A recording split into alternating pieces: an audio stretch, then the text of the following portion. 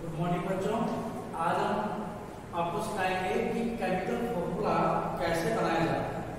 ठीक है, कुछ हमने एग्जांपल्स लिए हैं, उसका हम आपको केमिकल फॉर्मूला बनाना सिखाएंगे और भी एग्जांपल लेंगे।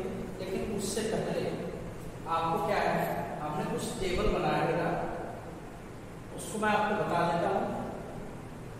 उसका आपको नॉलेज होना जरूरी है। क्या है देखिए, सबसे पहले मैं बात करता हूँ केमिकल फॉर्मूला अगर आएगा, केमिकल फॉर्मूला अगर आता है तो उसमें आपको क्या देखने को मिलेगा?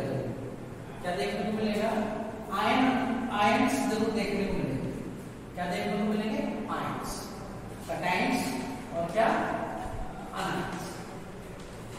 ठीक है ना, कैटायंस और आनायंस। ओके, किसी भी फॉर्मूले की क्या, केमिकल फॉर्मूले की क्या खास बात होती है? केमिकल फॉर्मूले में आयंस प्रेजेंट, ठीक है, कैटायंस और क्या आनायंस। कैटायंस मींस पॉजिटिव चार्ज वाले और आनायंस मींस नेगेटिव चार्ज। आपको बस एक चीज का याद रखना है, एक चीज का ध्यान रखना है, क्या कि किसी भी केमिकल फॉर्मूले के अंदर जितना पॉजिटिव चार्ज है, जितना पॉजिटिव चार्ज है उतना ही क्या रहना चाहिए? Negative charge. उतना ही क्या रहना चाहिए? Negative charge. मतलब किसी भी केमिकल फॉर्मूले के अंदर पॉजिटिव चार्ज और नेगेटिव चार्ज इनका मैग्नीट्यूड इक्वल रहना चाहिए। ठीक है ना? अगर इक्वल नहीं है तो हमारा केमिकल फॉर्मूला क्या रहेगा? गलत रहेगा, उस मॉलिक्यूल का, उस कंपाउंड का। ठीक है, ठीक। अब थोड़ा ध्यान दीजिए, उस कॉमन कैटायंस और आनायंस के नाम बता रहा हूं और साथ में उनके कितना पॉजिटिव चार्ज है या कितना उसमें नेगेटिव चार्ज है ये बताने की कोशिश करेंगे। ठीक है, जैसे आप सबसे पहला है H नेगेटिव। ठीक है, अब ये कई बच्चे कंफ्यूज रहते हैं कि सर H और H नेगेटिव में डिफरेंस क्या है? ठीक है, चलो मैं इसी पे लिख दूं H पॉजिटिव को। ये इन तीनों चीजों से मैं आपसे डिफरेंशिएट करवाऊंगा कि बेसिकली डिफरेंस क्या है। नेगेटिव चार्ज आता है तो पॉजिटिव चार्ज आता है, और किसी पे न्यूट्रल रहता है तो इनमें डिफरेंस क्या है? पॉइंट क्या है? ये न्यूट्रल है, ठीक है ना, और ये क्या है? आयन। कौन सा आयन? कैटायन। आयन को बोलते हैं कैटायन और आनायन।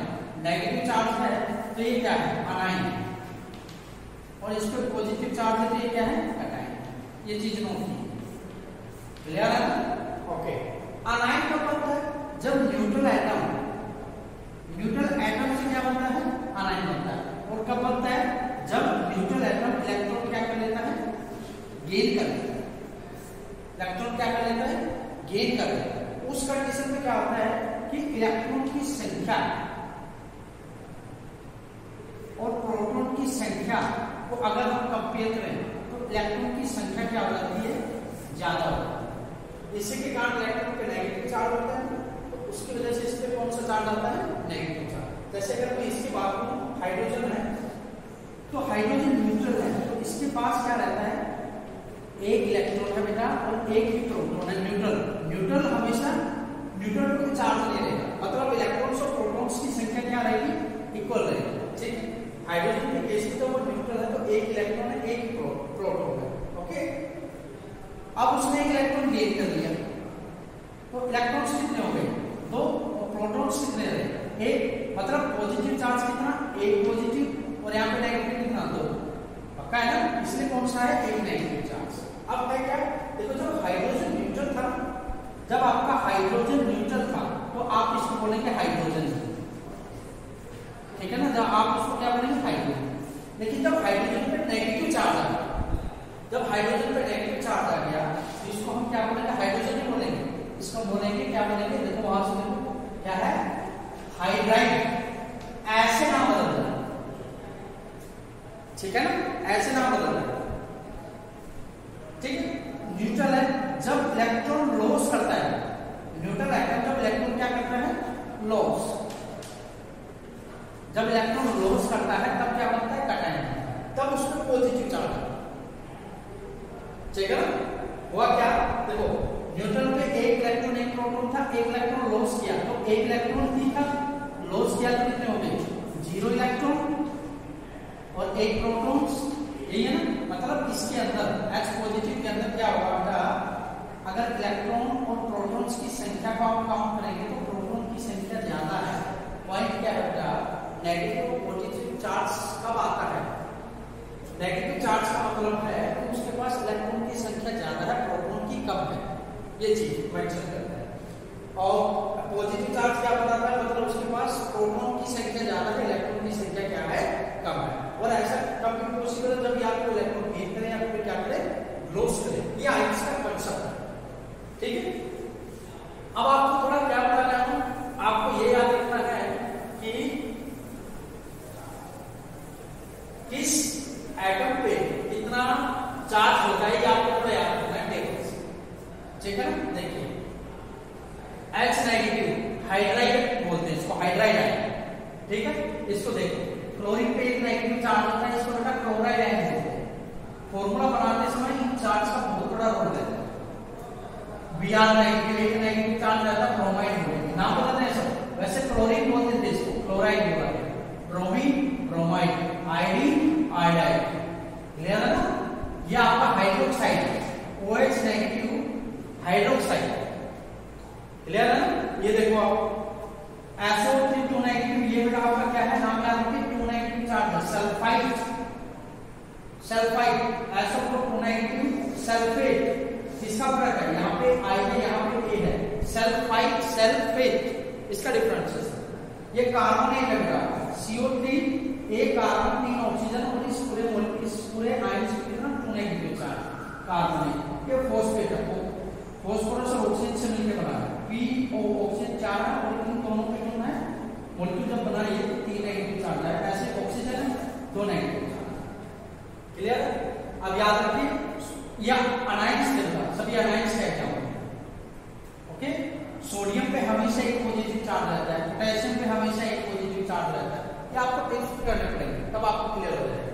कैल्शियम पे हमेशा +2 चार्ज रहता है, एल्यूमिनियम पे हमेशा +3 चार्ज रहता है, लिथियम पे हमेशा +1 चार्ज रहता है, मैग्नीशियम पे हमेशा +2 चार्ज रहता है, जिंक पे हमेशा +2 चार्ज रहता है, कोबाल्ट पे कितना रहता है, +3 रहता है। आयरन जो होता है आपका, आयरन इसका सिंबल Fe होता है बेटा, उस पे +2 भी चार्ज हो सकता है, +3 भी चार्ज हो सकता है, याद रखिए।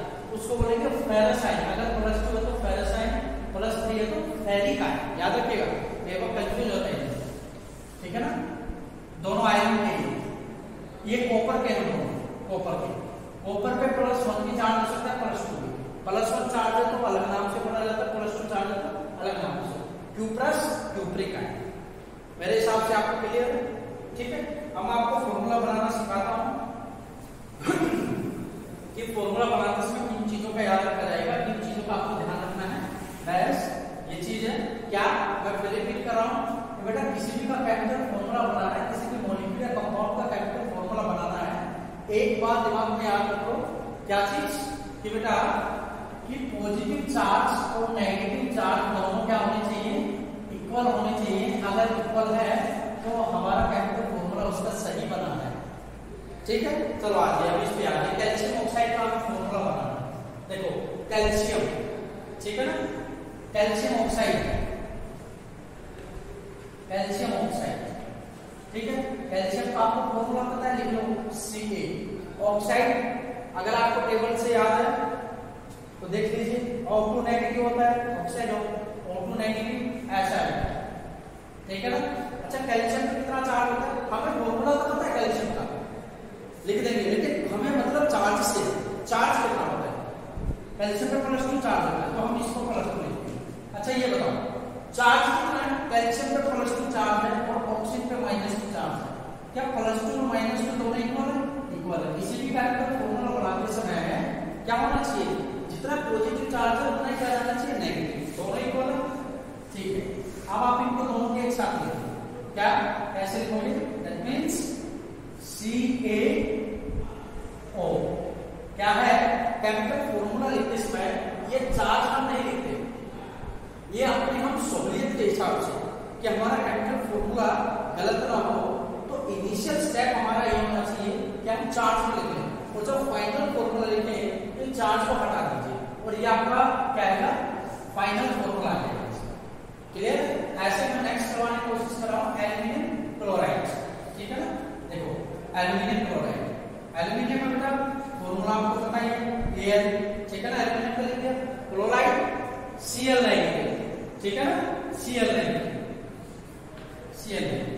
ठीक है। अब बताओ एल्यूमिनियम पे कितना चार्ज आता है, एल्यूमिनियम पे ध्यान से देखो +3 चार्ज आता है, +3 ये है, यहाँ पे +3 चार्ज है, यहाँ पे -1 चार्ज है, यही है ना।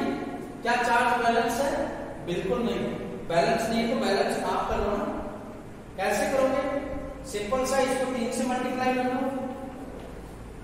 ठीक है ना। मल्टीप्लाई करने का मेन मकसद क्या है हमारा कि भाई यहाँ पे क्लोरीन है तो 3 ले लो आप, 3 क्लोराइड ले लो, ठीक है ना, -1 चार्ज का। मान लो 3 क्लोराइड लिया आपने, क्या -1 3 क्लोराइड लिया, Cl नेगेटिव और Cl, क्लियर है, ये ले लें। अब बताओ 3 क्लोराइड हो गए, ठीक है, ओके। तो +3 चार्ज था और 3 क्लोराइड ले लिए, क्योंकि एक क्लोराइड का कौन सा था, -1 चार्ज, यही था ना। तो हमारा क्या हो जाएगा बताओ, +3 चार्ज है और कितना -3 बैलेंस हो गया, बस ये आपका फॉर्मूला बन गया। लिखते समय थोड़ा ध्यान रखना, कई बच्चे क्या कर लेते हैं, भाई एल्यूमिनियम लिख दिया, हमने बताया चार्ज साथ में नहीं लिखना है, ठीक है ना। एल्यूमिनियम फिर आप करेंगे सर 3Cl लिख दें हम इसको, नो, कितने कोई भी आइटम कितनी बार लिया गया है उसको ऐसे नहीं लिखते हैं, कैसे लिखते हैं, एल्यूमिनियम लिख दो, एल्यूमिनियम एक ही है ना, ठीक है। क्लोरीन कितने हैं, 3, पहले लिखो, और इसके नीचे लिख दो इसको यहाँ पे AlCl3, ये आपका फॉर्मूला बन गया एल्यूमिनियम क्लोराइड, ठीक है ना। कई बच्चे लिख देते हैं वैसे AlCl, तो उन्होंने आयंस कौन कौन से ये तो फाइंड आउट से कर लिया, एल्यूमिनियम है और क्लोराइड है, लेकिन पॉजिटिव और नेगेटिव चार्ज को बैलेंस नहीं किया, और वो भी खास चीज है, पॉजिटिव और नेगेटिव चार्ज को भी हमें क्या करना है, बैलेंस करना है, ये खास चीज है, ये आपको करना पड़ेगा, क्लियर। अब देखो नेक्स्ट करेंगे, दो एग्जांपल्स हो गए, क्लियर होना चाहिए आपको, ठीक है, थोड़ा ध्यान से देखना पड़ेगा बेटा।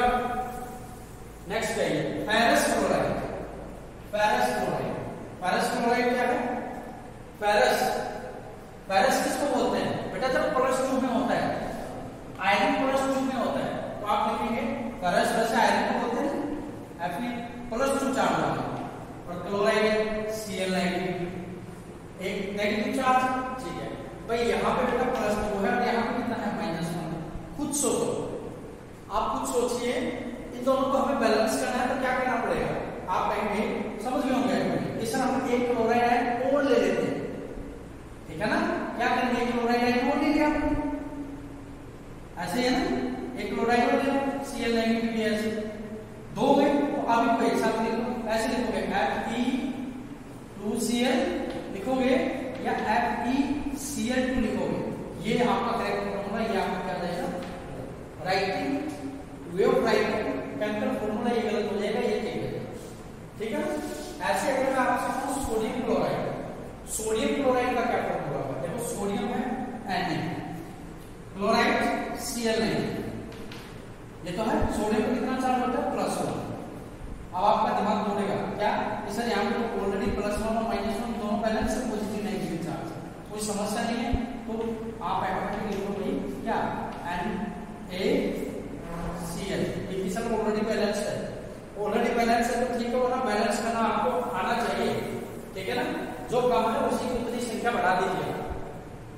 नेक्स्ट क्या है, इसका आपको बना के देखिए, ठीक है। पोटेशियम हाइड्रोक्साइड का देखिए, पोटेशियम मींस के, हाइड्रोक्साइड मींस OH, हाइड्रोक्साइड पे एक नेगेटिव चार्ज है, पोटेशियम पे 1 पॉजिटिव चार्ज है, यही है। बताओ जितना पॉजिटिव हो उतना ही क्या है, नेगेटिव, दोनों चार्ज बैलेंस है, तो फॉर्मूला क्या बन जाएगा, AOH, क्लियर। मेन रोल किसका रहता है केमिकल फॉर्मूला बनाते समय, कि जो चार्ज है ना उसको क्या करना है, बैलेंस करना। अगर चार्ज बैलेंस नहीं है तो हमारा केमिकल फॉर्मूला क्या बनने वाला है, गलत बनने वाला है। चलो मैं आपको एक आनाइन याद आ रहा है, नाइट्रेट का लिखो, ठीक है ना, कॉमन है, काफी पूछा जाता है, NO3 नेगेटिव, क्लियर है ना। चलिए अब मैं कुछ आपको एग्जांपल्स दे रहा हूं और वो आपको खुद सोल्व करना है, ठीक है ना। देख लीजिए, जैसे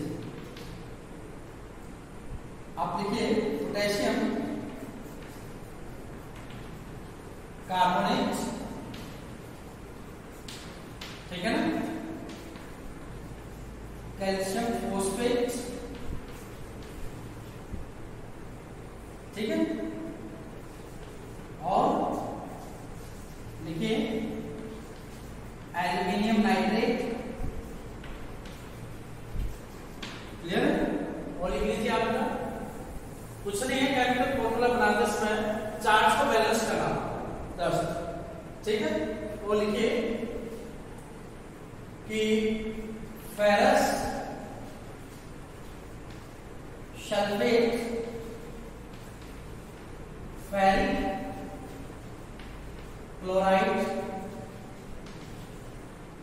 क्यूप्रस ब्रोमाइड, ठीक है, पोटेशियम आयोडाइड, इनके आपको फॉर्मूले बनाने हैं, कुछ और लिख दे रहा हूं बेटा मैं, उसके आपको और बनाने हैं, ठीक है। उसके बाद आपको कैपिटल फॉर्मूला बनाना एकदम अच्छे तरीके से आ जाएगा, देखिए आगे, ओके। देखो जिंक ऑक्साइड, ठीक है ना, जिंक कार्बोनेट, जिंक सल्फेट, ठीक है, इनके फॉर्मूला बनेगा। उसके बाद लिखिए लिथियम कार्बोनेट, लिथियम नाइट्राइट, इनको सोल्व करना, ठीक है। ये सब आप